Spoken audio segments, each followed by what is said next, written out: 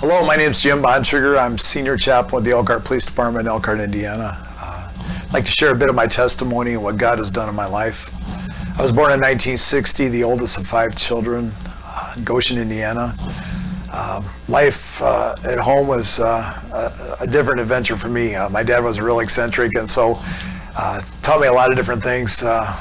We lived in an old, drafty log cabin that was one of the oldest houses in the county, and taught me a good work ethic, a lot of things. But one of the things he struggled with is the fact that he had somewhat of an anger problem, and my mom had never known her dad. He took off to California with another woman before she was born, and so there was this hole in her heart longing to have a father figure, and she often found that in other men. And unfortunately, some of my early childhood memories were just of my parents separating and getting back together again. And some of you are older appreciate Tony Orlando and Dawn, I think it was, tie a yellow ribbon around the old oak tree. It was one of those separations that I was at my grandmother's house, and we were there with my little brother Ronnie, who was around 11 months, I believe. I was approximately 5. Ronnie crawled behind the TV and grabbed the electrical wires and stood on the register and ended up being electrocuted right in front of my eyes. I remember taking his dead, limp body to my mom, saying, "Ronnie's dead, Ronnie's dead." And that tragedy brought my parents together for another season. But unfortunately, in 1974, when I was 14, they got a divorce, and that was my biggest fear had come true. Many of you know choosing which parent to be with is one of the hardest things you've ever had to do in your life. And I stayed with my dad, and my brother and sister ended up going with my mom for a season. It was really, really difficult. Around that time, I started hanging out with a bunch of guys who were just troublemakers at school, basically, and found an identity with them. Ended up getting a bunch of trouble and dropped out of school. Time went on there. We had a big blizzard, and I believe it was 1977, and I took off with a guy who was 7 years older than me.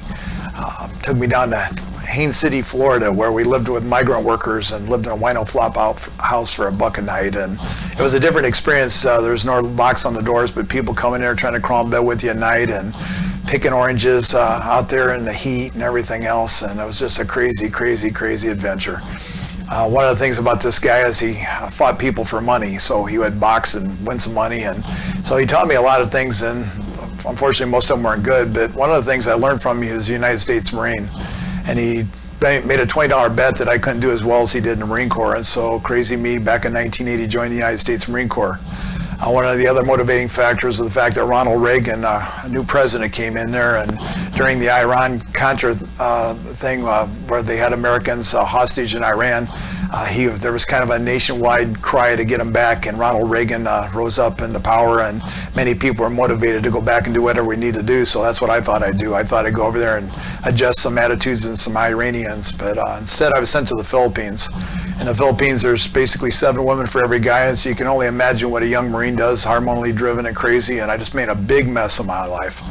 The Marine Corps had pluses and minuses. I drank hard, and I fought and did all kinds of crazy things. On the plus side, they give me structure, and I was able to get all meritorious promotions all the way up through E5, and I had a certificate of commendation for the Commanding General 3rd Marine Division, and I had numerous meritorious masks and a lot of different awards, and they said jump through the hoops, and I jumped through the hoops.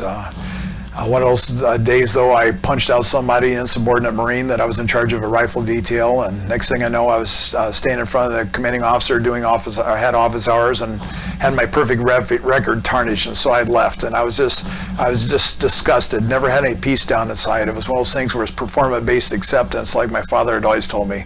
He told me I was worthless and never amount to nothing, and it almost came true. Right before I got out of the Marine Corps, I had met a guy named Jack Wagner over in the Philippines, and Jack and I went to visiting Buffalo, New York, and it was a crazy, crazy place where they said there were more bars than anywhere in the world, and I had been a lot of places like that, so I went there to find out. Ended up getting a blizzard, and in the middle of a blizzard, I met my wife Susie in a bar. Little did I know that God was in the process of setting me up to get a hold of my life and radically rework me. We're in this bar, and I meet her, and it was kind of not love at first sight, but I was more interested in her, and she had just started getting right with God, and little by little kind of got sucked into the whole relationship. And after I got out of the Marine Corps, I went to Buffalo and it was there that I met a guy who challenged me and said, you can still be a man without swearing. And I thought, who are you? And a Black Baptist pastor named Bill Smith, a tremendous blessing in my life, and he challenged me, and little by little God started working on me, and I come to a realization, the fact that I was a sinner who was out of control and broken kid down inside who just really needed what God up in heaven have mercy on me and help me. Got saved, God got a hold of my life, and I was still struggling. I was digging away out of a big pit. Had two brothers that spent 4 years of their life disciple me, one during the day and one during the night. And the guy during the night, he was also an avid rock climber. He was someone who went out and did crazy things like jumping out of airplanes, and I thought, wow, Christians can do that?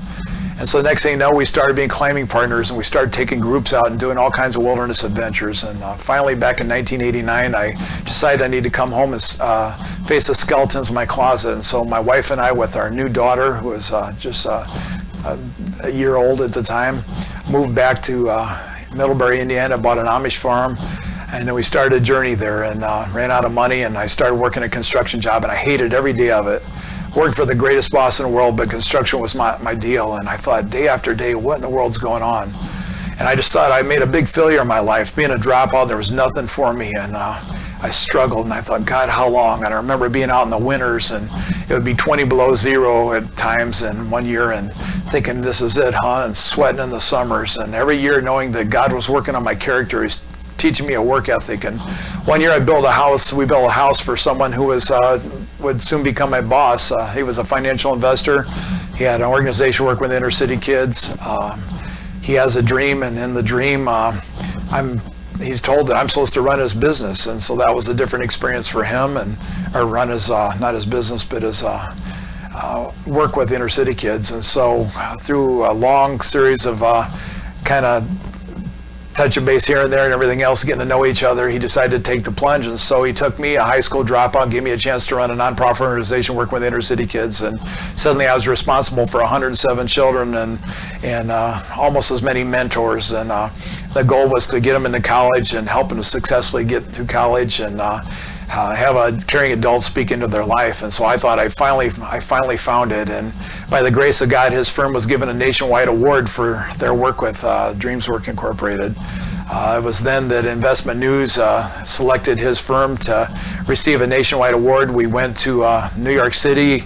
He asked me to go on their stead. And so here I was, found myself at the Hilton, just a couple blocks from Central Park, and receiving an award for something that we'd worked on. And I thought, wow. And I was really excited. I thought I was going to make something myself, but as time went on, I didn't meet the needs of the organization, and I had a different kind of a vision for where we needed to go, and it wasn't where they needed it to go. And so I regrettably stepped down.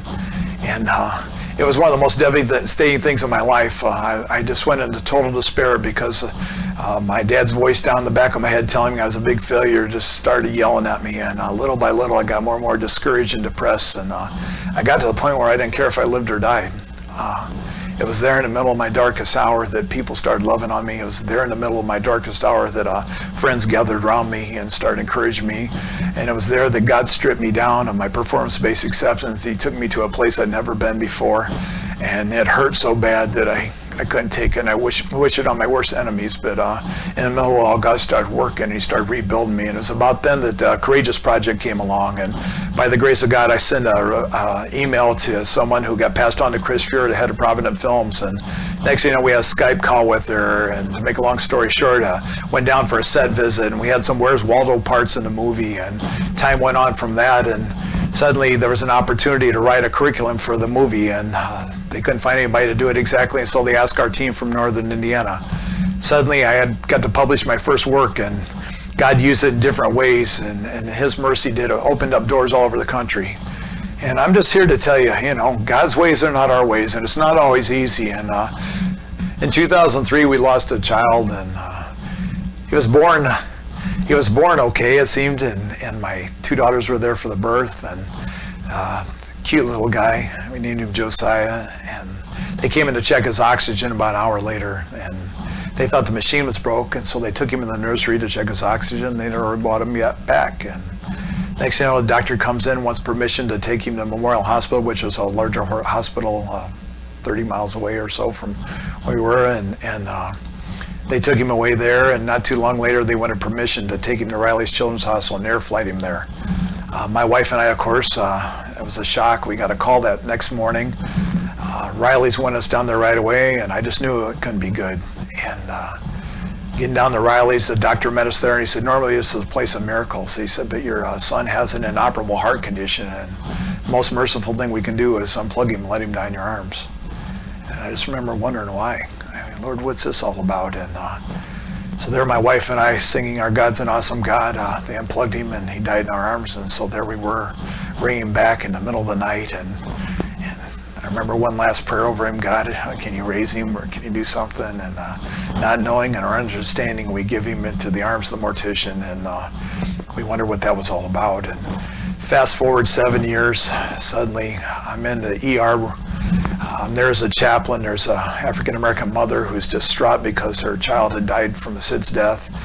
She's on the floor weeping and wailing, and just can't get her off the floor. And I lean down there and I whisper in her ear, I tell her my story, and all of a sudden she gets up in a chair and we go off into the quiet room together. And I don't understand God's ways, but I do know that he's taken everything in my life that's been bad. He's taken all my parents' divorce. He's taken deaths of my brother, death of my son, broken relationships, destroyed lives, alcohol, substance abuse issues, and he's done all those things. And he's used it now in some kind of miraculous way to make me compassionate and care about people. He's used it as a tool in my toolbox to help me connect with people and to love on them.